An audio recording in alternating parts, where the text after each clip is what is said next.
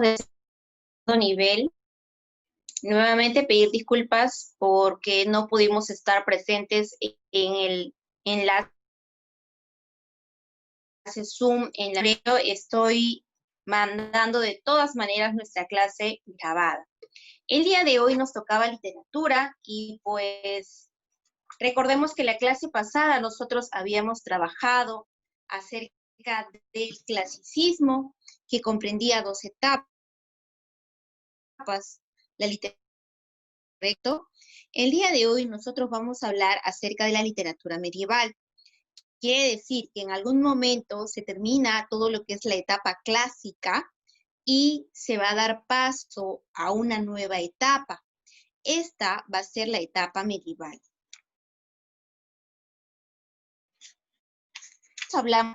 Hablamos de todo un tiempo abarcando desde el siglo V hasta el siglo XV, en el que se ha vivido un oscurantismo en todo el mundo. ¿Por qué decimos oscurantismo, Miss? Decimos que es una etapa que el término oscuro lo entendemos como un sentido de abandono del espíritu científico y humanista. Es decir, en esta época no se realiza ninguna investigación científica. Es más, estaba prohibido. ¿Por qué? Porque en esta una forma de creencia. El cristianismo está por encima de todo. Entonces, como vas a entrar a esta etapa teocéntrica en la cual Dios es el centro de todo, nos dicen que está prohibida la investigación. Todo Dios lo ha creado en este universo, si esa es una creación de Dios y es una creación perfecta. Entonces, nos prohíben en esta etapa la investigación con un sinfín de cuentos y de teorías acerca de monstruos, si es que nosotros íbamos mucho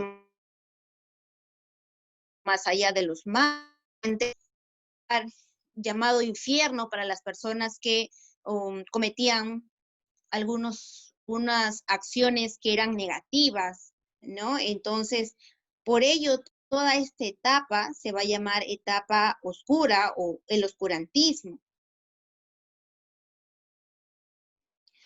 Ahora, medida de los hombres que si bien no escapan de una sociedad, de una estructura feudal, porque recordemos que en esta etapa se va a llevar a cabo el feudalismo. Ahora más adelante te voy a explicar acerca de qué se trataba, y también vamos a ver aquí una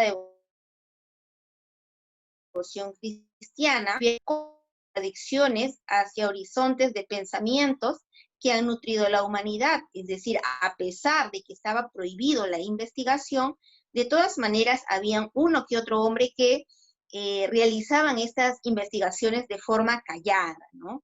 No hacían publicaciones de estos pensadores. Algunos sí, algunos pensadores permitidos, como eran los pensadores acerca del cristianismo. Dentro de ellos tenemos a San Agustín de Hipona o Santo Tomás de Aquino, ¿no? Ellos sí eran aceptados. Pero, por ejemplo, tenemos a través de su obra La Divina Comedia, el cual te hace una mofa acerca de todo esto del cristianismo. Entonces, por eso es que en ese momento el libro de Dante Alighieri fue vetado, fue eliminado, fue mandado dentro del índice. El índice eran libros de aquella época. Entonces, aún así, hubieron muchos tipos de pensadores, algunos aceptados y otros prohibidos. Recordemos que muchas veces a los hombres que iban en contra de las leyes, pues lo mandaban a la hoguera o los mandaban a muchos castigos para que los deportas. Recordemos que la etapa medieval era una etapa reinada por emperadores, por papas, ¿no? Y que desde ideología, formación y forma de ver el mundo crearon obras donde se trascender una situación anecdótica, ¿no? Aquí vamos a ver a los famosos juglares, a los trovadores, a los monjes, a los cortesanos. Cada uno de ellos tenía su propia función dentro de la etapa medieval. Ahora, antes de hablar, porque tenemos que saber que cuando hablamos de literatura, hablamos de todo aquello que realmente ha sucedido. Hablamos de una manifestación. Por ejemplo, hoy en día tú vives tus días, ¿no? ¿Y qué es lo que sucede en estos momentos? Tenemos una pandemia, es un suceso que tú estás viviendo, que todos lo están viviendo, y hay muchos que se encargan de escribir acerca de lo que se observa, lo que se ve, lo que se vive. Entonces ya habrán algunos que están escribiendo obras acerca de esta pandemia. Entonces, lo mismo de la historia, que sí existe, se sitúa del siglo V hasta el siglo XV, ¿correcto? Ahora, esta etapa es bien marcada por este sistema de... Recordemos nosotros, y sabes por el curso de historia, que en la etapa antigua, que es la etapa clásica, nosotros nos movíamos por un sistema. Este sistema se le llamaba esclavismo. Hoy en día, o mejor dicho, en la etapa para el feudalismo. ¿En qué consistía eso? Si en el esclavismo hacían trabajar a las personas gratis, porque no se les pagaba absolutamente nada, eran prácticamente esclavos, por eso se les llama esclavismo. En la etapa feudal, ya que mayor cantidad de tierras, a cada tierra se le llama feudo. Por eso es que este mismo, la persona más poderosa era aquella que tenía mayor cantidad de tierras. Y gracias a esto se van a llevar una serie de características que por ejemplo, a nivel cultural, existieron pueblos bárbaros. ¿A quiénes se les llaman pueblos bárbaros?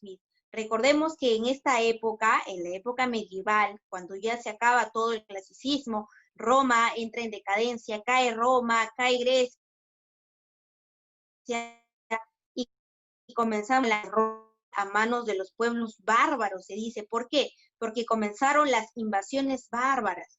¿Quiénes son estos pueblos bárbaros? Serán pues los ostrogodos que llegan a Italia y Alemania, los visigodos, con una ola de migraciones del norte y el este de Europa. Tenemos a los árabes. Todos ellos son pueblos bárbaros que llegan a invadir, esta zona. Y vamos a ver pues que cada uno de ellos comienza a implantar al cristianismo como religión, de manera que esta religión que también concentra un poder económico y un poder político en todo lo que es la etapa media. Entonces, como te comentaba, las personas que tenían el mayor poder eran aquellas personas que tenían más feudos, señores feudales, ¿no? Los señores poderosos. Y te decía que a nivel cultural los pueblos bárbaros se sintieron muy atraídos por la riqueza cultural romana. Prueba de ello es que el latín se mantiene como lengua culta en la Edad Media, y es más, los escritos están hechos en latín. Luego, casi terminando la Edad Media, es cuando surgen las lenguas romances, y dentro de una de ellas estará el español. Ahora, como ya sabemos que sabemos que está el cristianismo de por medio, sabemos que ya cayó Roma, cayó Grecia, hemos entrado a una nueva forma de relaciones sociales llamada feudalismo. Tenemos que saber la definición de la literatura media. Sabemos que es una manifestación de la Edad Media. ¿Comprende desde dónde, Miss? Desde la caída del Imperio Romano de Occidente en el siglo V hasta la toma de Constantinopla por los turcos otomanos en el siglo XV.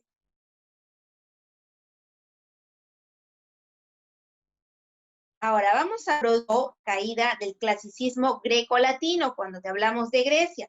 La literatura medieval presenta algunos rezagos del arte romano. Vamos a ver de todas maneras algunas características, pero de todas maneras hay variaciones que resultan de la transformación, la atención o la subida o la importancia de la Iglesia Católica y la imposición del feudalismo. Muy bien, vamos ahora a ver qué características tenía la literatura romana. Dentro de una de ellas vamos a observar el teocentrismo de todas el poder junto con el Papa, es decir, el rey y el Papa estaban de la mano, tenían casi el mismo poder económico. Recordemos también que en la época medieval nos vendían las llamadas indulgencias, a veces sí es cierto, nos engañaban, ¿no? Decían que esta indulgencia que costaba muchísimo dinero y ya te salvabas de ir al infierno, ¿no? Con esa indulgencia resulta que tú llegabas al cielo, le entregabas a Dios que te habías comprado tu indulgencia y ya podías entrar al reino de los cielos, ¿no? Entonces, todo es justo en la época medieval, justo junto con la literatura medieval. No nace de la nada, nace de la literatura medieval. Luego vamos a ver aquí que incluso las cristianas están escritas en latín, ¿no? Porque ahí dice primacía cultural latín. ¿Por qué dice eso, Miss? Porque lo clásico, que es lo de Roma, lo de Grecia, se ha mantenido vigente en el idioma de los eruditos, quiere decir de aquellos que eran los más estudiosos, y los religiosos. No conocerlo era sinónimo de ignorancia, imagínate, ¿no? Hoy en día lo llamamos sinónimo de ignorancia, aquellas personas que no saben utilizar correctamente las reglas gramáticas, pero otros llamamos y desconocen de algo más posibles. En ese tiempo, si tú no conocías el latín, ya eras un ignorante más. Dentro de otras de las características vemos al nacionalismo. Dice que los cantares de cada nación giran en torno a héroes nacionales. Claro, vamos en esta época. Va a ser los cantares de gestas son una expresión del espíritu unitario de los hombres en la conformación de grandes naciones europeas, como cada hombre interviene en la construcción de una nación. ¿Por qué? Porque estos héroes o estos pelean por gusto, sino pelean para conseguir más tierras. ¿Para quién? Para el rey. Entonces, el rey quiere conquistar cada vez más tierras. Dentro de ellos, pues la mayoría de los cantares de gestas te hablan acerca de estos héroes. Más adelante vamos a mencionar que es justo el héroe del Mío Cid, que es el más conocido, ¿no? Tú ya habrás conocido acerca del Mío Cid. Luego vamos a observar oposición de tendencias entre la literatura culta y la literatura popular. La literatura culta es básicamente en escritos llamados abadías y en monasterios. En estos lugares, además, en los monasterios, se concentraba el conocimiento de la época. Y el carácter de estos escritos fue básicamente religioso. Como el francés, el italiano, y eran transmitidas oralmente por los populares o los juglares. Este carácter de la literatura popular fue básicamente heroico, es ahí cuando te decían que hablaban de los héroes. Mire, usted ha dicho que a la literatura, en ese momento a las lenguas que hoy en día son oficiales se les conocía como vulgares. ¿Por qué? Porque ya te había dicho que eran traídos con las invasiones de los pueblos bárbaros. Ellos trajeron, un grupo trajo el francés, otro grupo trajo el italiano, otro grupo el español. Entonces cada uno de ellos iban trayendo su letra popular. Luego vamos a hablar acerca el latín. Ya te dije, ¿verdad? Acerca del latín, que era la lengua culta, ¿no? De ese momento. Y luego vamos a ver que en esta época hay diversidad temática. ¿Por qué? Porque las obras alegóricos, mis habrán temas amorosos, sí, también hay temas amorosos, algunos son fantásticos, otros mitológicos, y tenemos gran cantidad de temas. Por eso dice diversidad temática, y también hay variedad de géneros. Hay dramática, hay lírica, hay el género épico, que recuerda que el género épico te habla acerca de narraciones de héroes, ¿correcto? Hazañas heroicas. Vamos a ver aquí que en la épica nacen los cantares de gesta. Aquellas narraciones en las cuales se contaba la gestación de un pueblo, por eso dice gesta. ¿Cómo es que nace un pueblo? ¿Quiénes se encargaban de contar estas historias? Los juglares. Contaban las hazañas a través de narraciones, ¿no? De los juglares o de algunos juglares que andaban pues con sus mandolinas, con sus pequeñas guitarras, por llamarlos ahora, y andaban cantando las gestaciones de los pueblos. Ellos eran los principales difusores de los cantares de gesta, los que cantar a otro, es por ello que servían como mensajeros. Además eran cronistas también, por eso es que contaban cierta parte de la historia de ese momento. Vamos a ver también que los juglares nos mostraron las famosas hazañas de los héroes y de caballeros medievales, de los caballeros, los reyes, las princesas. Hoy en día tú le dices caballero ¿a quién? Al hombre que de repente te cede el asiento, es muy amable contigo, pero esto no proviene de ahora, proviene de la época medieval en la que los caballeros eran hombres que eran muchos valores, con bastante, sentimiento y bastante dedicación hacia la mujer. ¿Correcto? La mujer era bien valorada por los caballeros, pero los caballeros no siempre fueron hombres, pues, ¿por qué? Porque eran aquellos hombres que no servían a la sociedad. Entonces los enviaban para enseñarles todos estos valores, además de repente de peleas, y salgan ellos como caballeros. Y los mejores caballeros pues servían aquí al rey. Bien, vamos a ver que tenemos dos cantares principales, dos cantares de gestas importantes, porque recuerda que estábamos hablando de acerca del cantar de gesta. ¿Quién lo llevaba? ¿Quién lo traducía? ¿Quién lo llevaba?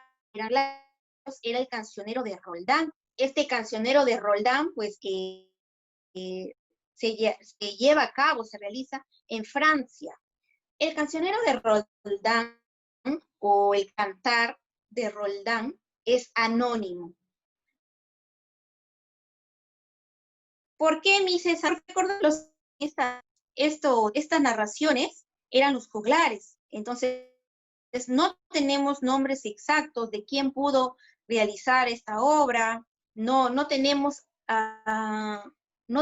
algún autor exacto. Por eso, de esa forma lo llamamos, ¿no? ¿Cuál será el tema de esta obra? Nos dice estoísmo de Roldán, que es el héroe, y la defensa de la cristiandad. Se va a defender bastante aquí la cristiandad o el cristianismo. El cantar de Roldán de romance. Narra la batalla de Roncesvalles del año de 778 entre el ejército de Carlomagno y las tribus de vascones.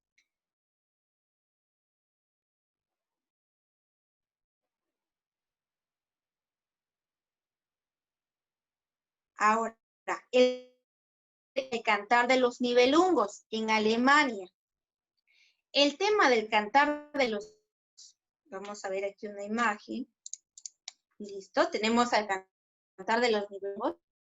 Sería la lucha entre los reyes y reinas por el...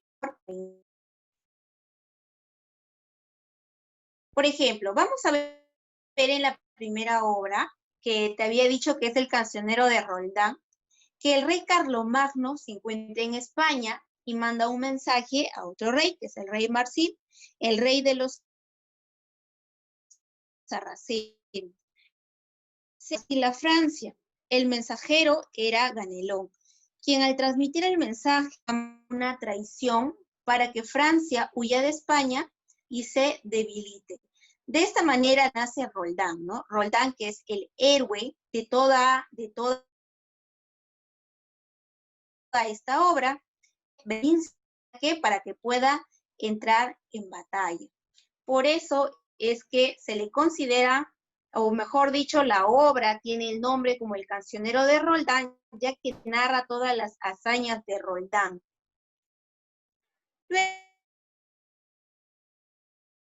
Luego vamos a ver, en el cantar de los Nibelungos, vamos a ver que se manejan dos hipótesis en torno a su autoría. No se tiene una autoría hecha, pero sí se habla de dos suposiciones. Se habla que una de ellas es así como también de un clérigo de Passau, que es otra suposición.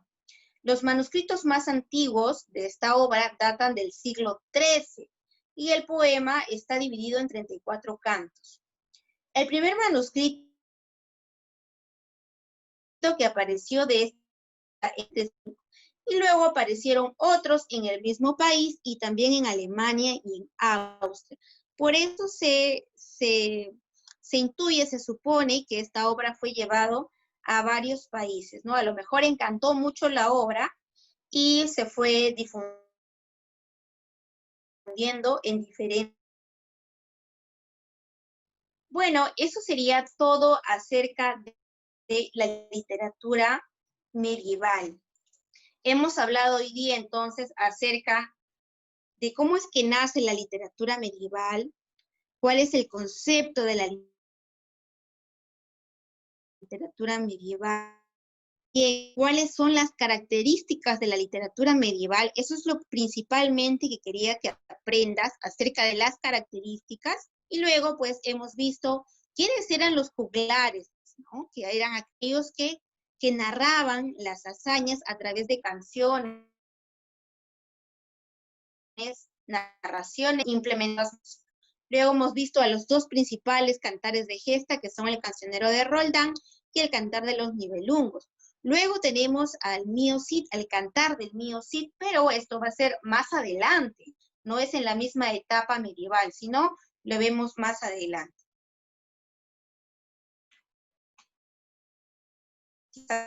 Vas a realizar un pequeño resumen del cantar de los Nibelungos, esto sí lo puedes investigar, no hay problema, y luego realizas un dibujo del tema. Eso sería todo por el día de hoy, chicos. Nos vemos hasta el día viernes.